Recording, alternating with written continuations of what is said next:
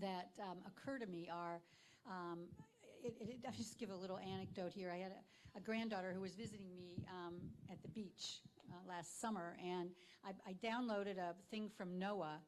She was at the time 8. So I downloaded this little thing from NOAA that talked about Atlantic sea creatures that you can look at while you're walking along the beach. And so we looked at all the stuff that I said, we got to look and find all these things. So we were looking for all of them and finding them, and then we were reading about them. And I thought to myself, she should get a badge for that. Mm-hmm. I mean, it was a completely, out of school learning opportunity, but she was so excited to be finding all these critters and, so I can see it in that kind of an environment for young kids, but I can also see, and this is just my personal hope, don't say that NSF thinks this, but I mean, substituting, I can see it in school too. I don't want to think of this as just an out-of-school set of activities, because I think that will limit its impact tremendously. I always think about, where are all the kids? Where are all the kids? All the kids are in school until they're 16 years old. So if you want to get at all the kids, you got to figure out how to work with schools in the STEM areas. And I would anticipate, I would think, although I don't know, there would be a lot of teachers that would be very interested in this. It might start out as sort of an add-on to what they're already teaching, but I think if the system is robust and real skill and other kinds of, if real skill and knowledge can be demonstrated, I could see this catching on with teachers as a way to start to interest and motivate kids, because kids seem very excited by the badges ideas.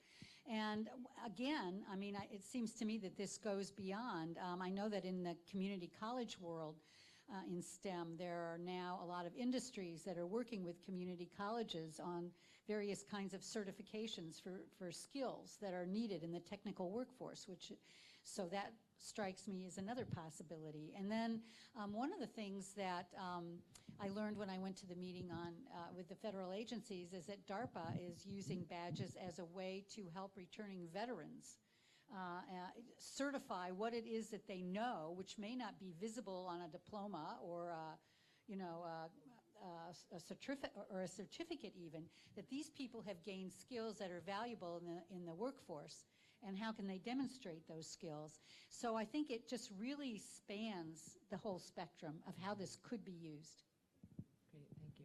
Just to turn to and pivot a little bit, Francesca, excuse me.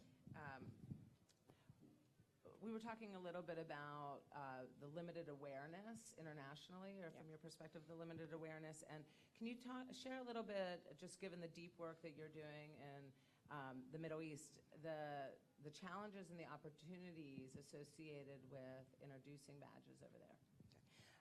I think that the number one thing that is a challenge and an opportunity is messaging. So it's sort of like advertising. Whatever you say can help you or hurt you. And I think once we get our story straight as a community about what badges are and how they can benefit education, I think that the Middle East and other international stakeholders will be sold. I think that badges just for badges' sake will get us nowhere and will hurt the field. So I do think we need to seriously think about the purpose and the transportableness of badges and how they can be supported and recognized by institutions, by corporations, before we try to bring on regions that normally are not early adopters. A lot of countries in general, and some places in the United States, are not early adopters to new and cutting edge ideas and concepts. So once they have seen models of how badges will work effectively, then everybody will then want to get a hold of it. They want to come on board with badges. I think that a lot of the opportunities lie specifically with QFI is with our students. We connect students online in spaces with one another that they would have normally never, ever interacted with children in the Middle East or vice versa. And once they do, the excitement is just overwhelming. And just having students have that courage to step out and just just dismantle all their preconceived notions about others is a badge-worthy experience. Just having them say, yes, I'm going to learn more about you, badge-worthy. Then starting to dialogue in Arabic and in English, badge-worthy. These are all social experiences that we can attach badges to that would happen anyway. So I think we need to just incentivize them and then let them be able to visually represent themselves as an ever-growing and evolving learner, global learner. Thank you. Jen, I wanted to ask you, we've talked a lot about the commercial sector and the need for that kind of investment. Do you see that as, and maybe it's not and or, maybe it's not and, maybe it's and or, but that it is the magnitude of the investment that's necessary, or is it the brand adoption from corporations?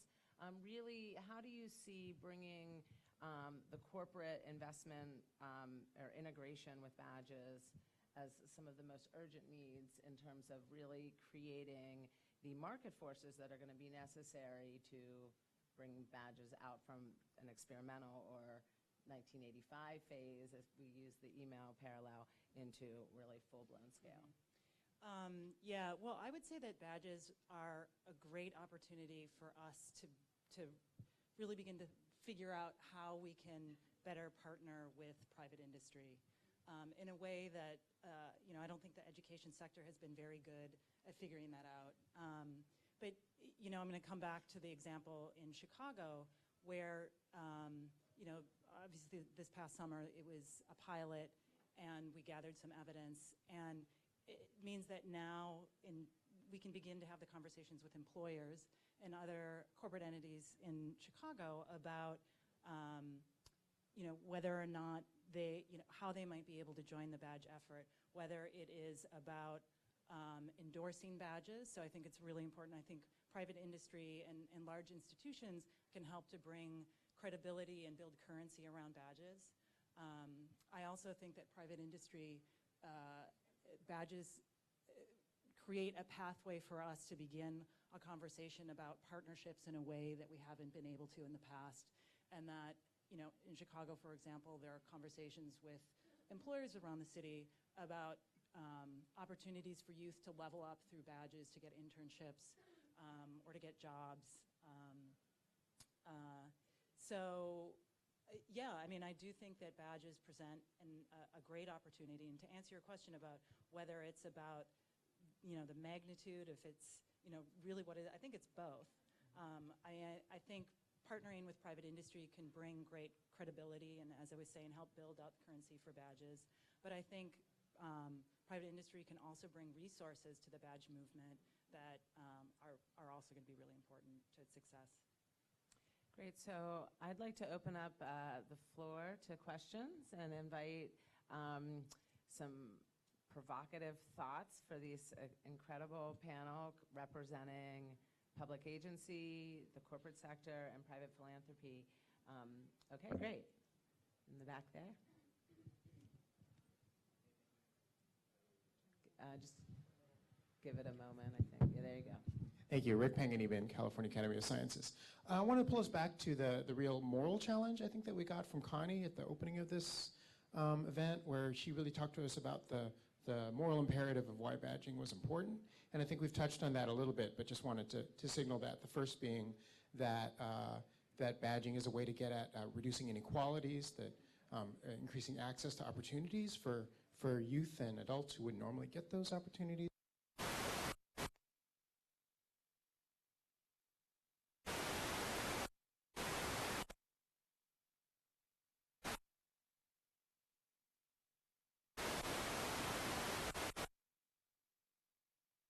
That we can know about those two things about inequalities and complex problems.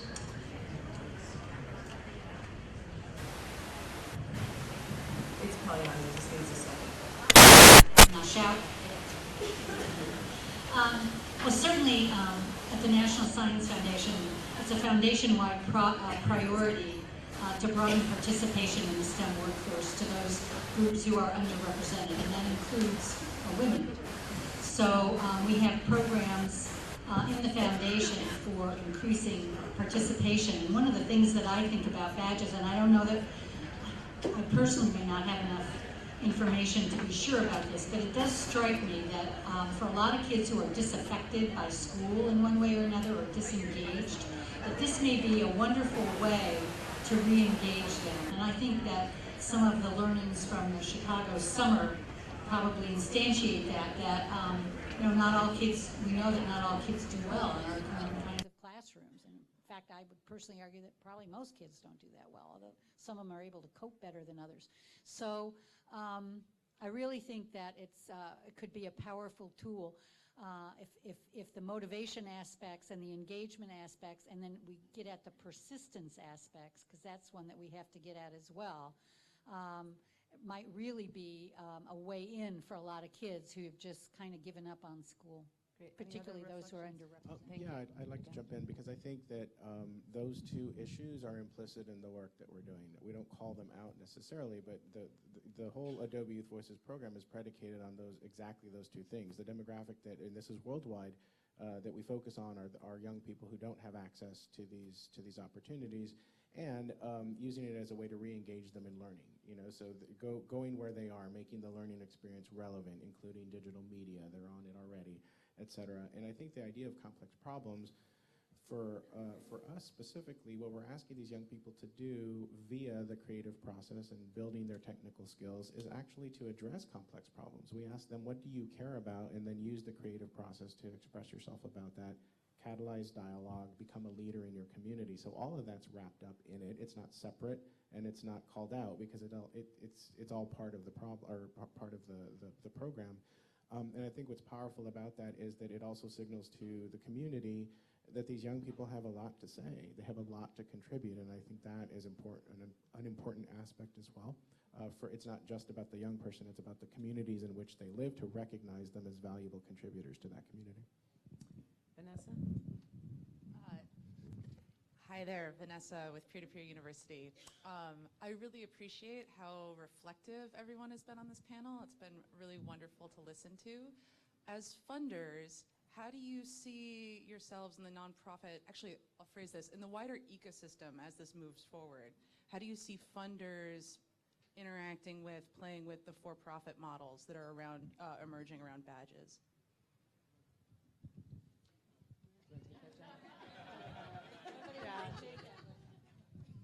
Well, so let me try to have an answer, and I might be a little vague because, one of the reasons why MacArthur is supporting this summit is to really help us sort out what the priorities should be.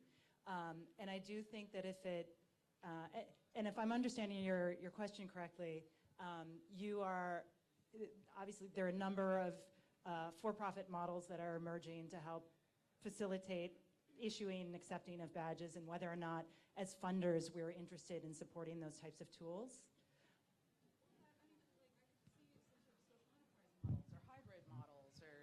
I'll say, I could see some sort of social enterprise models or hybrid models, and I'm not saying that one is there's a lot of gray here, so I was just wondering what sort of thinking you had done on that level of subtlety. And Well, one thing I can do is go back to past history, if you will. And if you want to think, an example from NSF is that for years, NSF supported curriculum development projects in mathematics and science in the K-12 area. And some of those projects, so we fund the research and development, that's all we do. But some of those projects went on to gain pretty wide commercial acceptance. Now, we didn't do anything to make that happen necessarily, but the fact that the R&D was of high quality, I think made them attractive to what were then the commercial publishers, who have now morphed into all kinds of other things. So I have lots of examples of where that's actually happened. And one of them is there was a middle school mathematics program that NSF supported initially called Connected Mathematics, and that's now in about 30% of the middle schools in the country. So there may be, it may be, at least for NSF, we do the R&D that's risky, that sometimes others don't want to support because you don't see an immediate payoff to it. And then sort of through the process of whatever you want to call it, winnowing or whatever, some of them really do bang-up jobs, and then they just go out and start to spread out. So that may be what happens here as well. I don't know. Joanne? Hi, yeah. So I work at UC Davis, and I'm working on a badging system, and I'm just sort of wondering, like a two-part question. What do you see as the role of higher ed in being able to, maybe sort of related to research, if there are any, thank you. Sorry, I couldn't repeat that. So, so I'm sort of coming from the higher ed perspective, and I'm wondering, one, sort of what you think of the landscaping for funding, or the landscape for funding is there, and then two, in terms of research questions, like those sort of big questions, maybe not related to just pilot or proof of concept, but sort of the bigger questions that you think higher ed can help sort of respond to or address, tackle either of those. Yeah, I see Dan standing over there, and I kind of feel like he's probably in a better position to answer this. But, I mean, so I think higher ed is a really important piece of the badge ecosystem. And, you know, it's really important that we figure out what those important questions are and how higher ed can help us investigate them and build a robust ecosystem. Yeah, I don't know. Dan, do you want to say a little something about higher ed and important research questions? Higher ed's not quite ready for what I'm observing at Indiana University is that it's a bridge too far for the formal curricular outcomes, but where I'm finding a lot of traction is with co-curricular outcomes. The guy who runs the Asian, or the woman now, who runs the Asian Student Association oversees 3,000 very active, diverse students within that community. That person really is developing some leadership skills. And there's an associate dean whose job it is to shepherd the student organizations and the Greek organizations. So there's enormous interest in those communities. Purdue University, which has a very robust badge system, they recognize this as well, that one of the ways that higher education can justify it being not online, this sort of Western Governors University model, the value added comes from all these co-curricular learning outcomes. That seems to be a place where there's a real sweet spot right now for documenting learning outcomes and letting someone who does run a large student organization or is a treasurer at a Greek organization put that in a way and document and provide actual links to evidence of those skills. So that's kind of right in the near term, I think, where we're seeing a lot of action. Yes, the third row.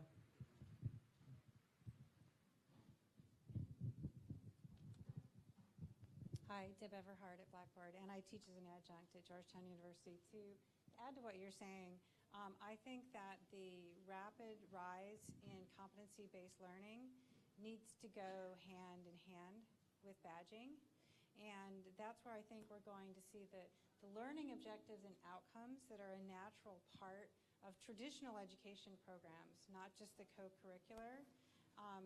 Those objectives can be clearly aligned to competencies and to badges in a way that this whole thing could explode and become very useful very quickly.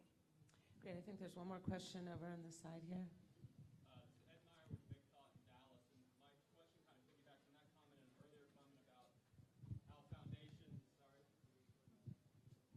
How foundations a lot of times are stuck within their traditional framework of what to give money to. One of those that we're finding as we raise money in Dallas is standardized test scores, grades. And I know the value proposition for badging goes far beyond that. But I wonder, as funders, do you think it does a disservice to the badging movement to say, these kind of activities will eventually lead to better standardized test scores and grades, and or do you think it's okay to try to make that linkage? And so I'm just wondering if you think if we should sort of force it into that framework or try to blow that framework apart, if that makes sense. Well, I mean, personally, if it resonates with a funder, I think you tell the story that is going to work for them. And if that's the story that works for them, that's the story that you should use.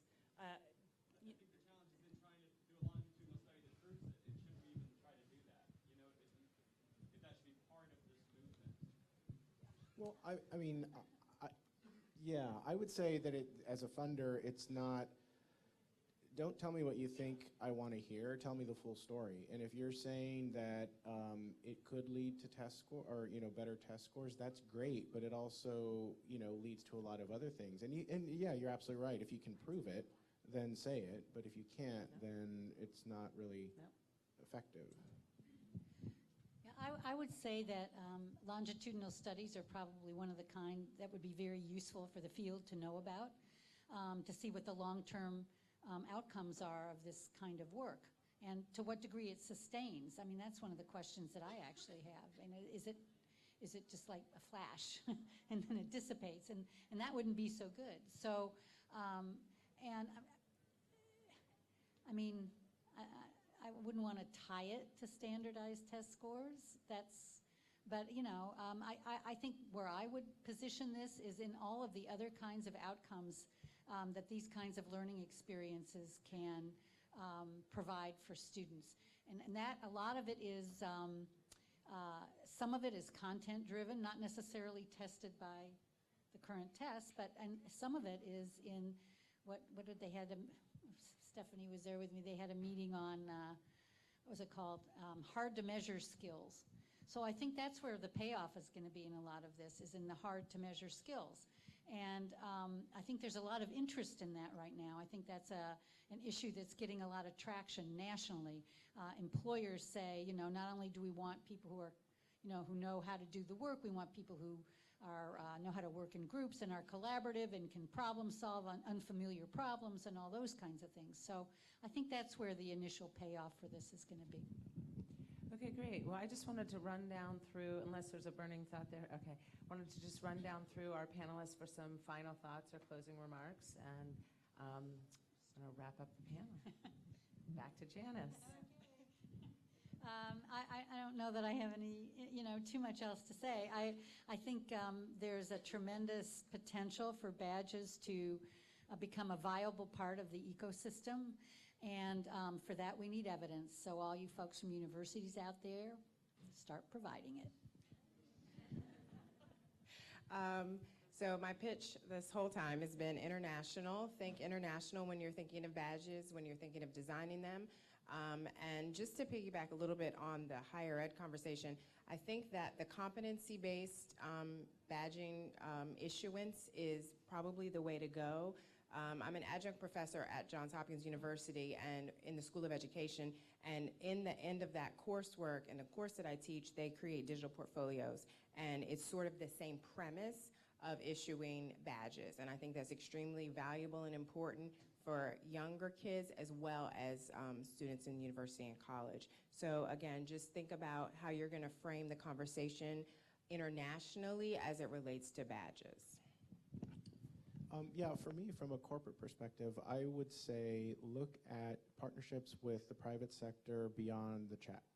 Because I think that you know, there are traditional ways of doing funding, but there are also traditional ways from the nonprofit sector to work with a corporation. And I challenge you all to look at how you can look beyond just the money and look at a corporation's very unique assets that they can help push this forward.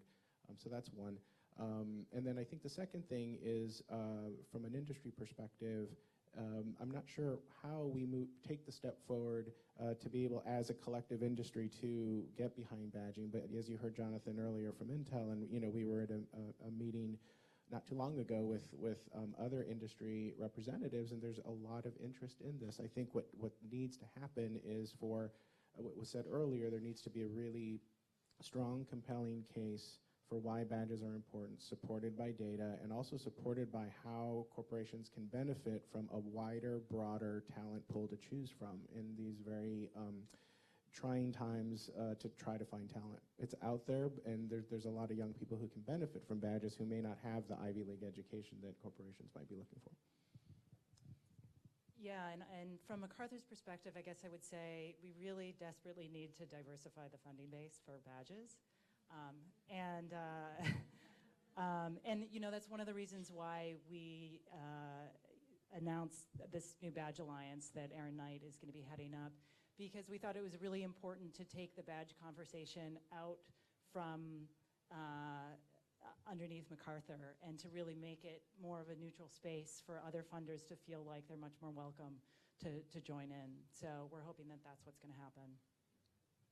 Great. Well, I'd like to thank all of our panelists for their great comments, and thank you also for your patience in our getting started.